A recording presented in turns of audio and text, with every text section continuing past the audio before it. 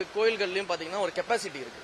ஒரு மணி நேரத்தில் இவ்வளவு பேர் தரிசனம் பண்ணிட்டு வெளியில வர முடியுன்ற ஒரு கெப்பாசிட்டி இருக்கு. ஏன்னா நம்ம திருப்பதி போலவோ சபரிமலை போலவோ ஸ்டாண்ட் அலோன் டெம்பிள் கிடையாது. தனிப்பட்ட ஒரு கோயில் மட்டும் கிடையாது. நமக்கு நிறைய கோயில்கள் இருக்கு. அப்ப 40,000க்கும் மேற்பட்ட கோயில்கள் இருக்கும்போது அதை நம்ம பல்வேறு கிளாசிபிகேஷன்ல பிரிச்சு வச்சிருக்கோம். அதோட வருவாயை பொறுத்து பிரிச்சு வச்சிருக்கோம். அப்ப அந்தந்த கோயில்களின் கெப்பாசிட்டிக்கு ஏத்த மாதிரி ஒவ்வொரு மணி நேரத்திற்கோ இல்ல 2 மணி நேரத்திற்கோ எத்தனை பேர் தரிசனம் செய்ய முடியும் அப்படின்ற ஆய்வுகளை மேற்கொண்டு இருக்கிறோம். அப்ப அந்த அடிப்படையிலான அந்த டோக்கன்களின் எண்ணிக்கையை நம்ம நம்முடைய வெப்சைட்ல இன்கார்பரேட் பண்ணி அந்த அளவிலான எண்ணிக்கையில பக்தர்களை தினசரி தரிசனத்துக்கு அலோவ் பண்றதுக்கான முயற்சிகள்ல நம்ம ஈடுபடுறோம். இதன் மூலமா இப்ப நீங்க தினசரி நியூஸ் வருது இல்லையா, திருவண்ணாமலையில திடீர்னு கூட்டம், வார இறுதி நாள்ல கூட்டம் வந்துருச்சு, திருச்செந்தூர்ல திடீர்னு ஒரு முக்கிய விழாவில் கூட்டம் வந்துருச்சு, பழனியில திடீர் கூட்டம் நெரிசலாகுது.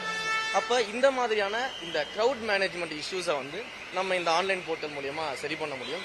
அதே சமயத்துல இது எல்லாமே ஆன்லைன்ல வழங்கப்படும் பொழுது யாரும் இவ்வளவு டோக்கன்கள் தான் இருக்குன்னு நமக்கு தெரியும். இப்போ ஒரு கோயிலுக்கு ஃபார் எக்ஸாம்பிளுக்கு எடுத்துக்கிட்டோம், அந்த கோயில 2 மணி நேரத்தில் 1000 பேருக்கு தான் நம்ம டோக்கன்ஸ் கொடுக்குறோம் அப்படின்னா அந்த 1000 டோக்கன்கள் இணையதளம் வாயிலாகவும் குறிப்பாக ஒரு தப்பான ப்ரொபகண்டாவும் பண்ணிட்டு இருக்காங்க. இது இணையதளம் மட்டும் கொண்டு போயிட்டீங்கன்னா அடித்தட்டு மக்கள் என்ன பண்ணுவாங்க, எங்களுடைய மாண்புமிகு தமிழ்நாடு முதல்வருடைய அரசு எப்போதும் அடித்தட்டு மக்களையும் ஏழை எளிய மக்களையும் மனதில் வைத்து தான் எல்லா முடிவுகளையும் எடுப்போம். இது இணையதளத்தில் மட்டும் கிடையாது. நிச்சயமாக இணையதளம் பயன்படுத்த தெரியாதவர்களுக்காக கோவில்கள்லயே கவுண்டர்கள் அமைக்கப்பட்டு அவர்களுக்கான டோக்கன் வழங்குவதற்கான அந்த நடைமுறைகளை பற்றி நம்ம பார்த்துட்டு இருக்கிறோம். அதே போல உள்ளூர் மக்கள் தரிசனம் செய்வதற்காக அவர்களுக்கான என்னென்ன ஃபெசிலிட்டி செய்யறதுன்றதை பார்த்துட்டு இருக்கோம். இப்படி பல்வேறு கோணங்கள்ல நம்ம அதை ஆய்வு பண்ணிட்டு இருக்கோம். அந்த வெப்சைட்டை டெவலப் பண்ணிட்டு இருக்கோம். இல்ல எல்லா நாட்கள்லயுமே இந்த திட்டங்கள் இந்த இணையதளம் மூலமாகவும் நேரடியாக கவுண்டர்களையும் நம்ம எந்த எண்ணிக்கையில டோக்கன்ஸ் கொடுக்கிறோமோ அந்த எண்ணிக்கையிலான பக்தர்கள் உள்ளே சென்று அந்த குறிப்பிட்ட நேரத்திற்குள்ளாக தரிசனம் செய்துவிட்டு வெளியே வருவதற்கான அனைத்து ஏற்பாடுகளும் செய்வதற்கான முயற்சிகளை தான் நாங்கள் மேற்கொண்டிருக்கிறோம். சரி,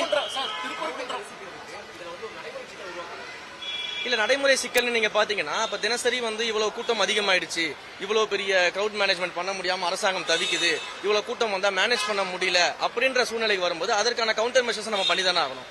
அப்ப நடைமுறையில நம்ம இதை கொண்டு வரும்போது அதனால சாதக பாதகங்களை பார்த்து அதற்கேற்றார் போல சில மாற்றங்களையும் நம்ம செய்து கொள்ளலாம்.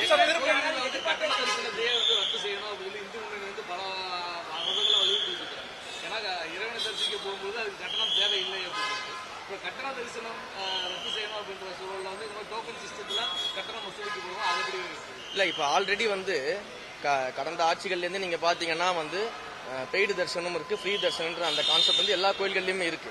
அது உங்களுக்கு தெரியும்.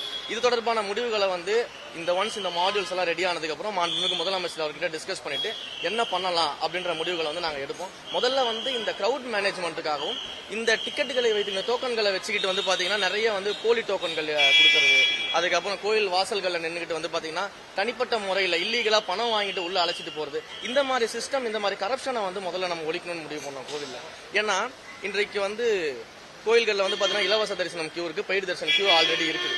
அப்ப அதுல இருக்கக்கூடிய மக்கள் பாத்தீங்கன்னா கியூல நீண்ட நேரம் நிற்கும் பொழுது யாரோ ஒருத்தர்கிட்ட காசை கொடுத்துட்டு நேரடியாக சிலர் உள்ள போகும்போது அங்க இருக்கக்கூடிய அந்த மக்களுடைய மனநிலையை நம்ம புரிஞ்சிக்க வேண்டியது இருக்கு. அந்த மக்கள் எவ்வளவு மன வழியில இருப்பாங்க, நம்ம இங்க கியூல நிற்கும் போது அவங்க காசு கொடுத்துட்டு உள்ள போறாங்களே அப்படின்ற மன வலி இருக்கும்போது அப்ப இந்த மாதிரியான விஷயங்கள் இந்த கரப்ஷனை முதல்ல ஒழிக்கணும் கோவில்ல இருந்து அப்படின்றதுக்காக தான் இந்த இனிஷியேட்டிவ் பிளஸ் கிரவுட் மேனேஜ்மெண்ட் இது ரெண்டுமே பண்றதுக்காக தான் இனிஷியேட்டிவ் எடுத்துட்டு கண்டிப்பாக சர்ப்ரைஸ் இன்ஸ்பெக்ஷன் தொடரும். எல்லா கோயில்கள்லயும் ஆய்வு பண்ணுவேன். எந்த கோயில்ல யாரு தவறு செஞ்சிருந்தாலும் எந்த மத பாகுபாடும் பார்க்க மாட்டோம், சாதிய பாகுபாடும் பார்க்க மாட்டோம், பணப்பாகுபாடு பார்க்க மாட்டோம், பாலின பாகுபாடு பார்க்க மாட்டோம். யாரு தவறு செஞ்சிருந்தாலும் எப்பேற்பட்ட முக்கிய புள்ளிகள் தவறு செஞ்சிருந்தாலும் அதற்கான நடவடிக்கை எடுப்போம். இதையெல்லாம் வைத்து அரசியல் செய்வதுதான் திமுகவுடைய வழக்கமாக இருக்கிறது.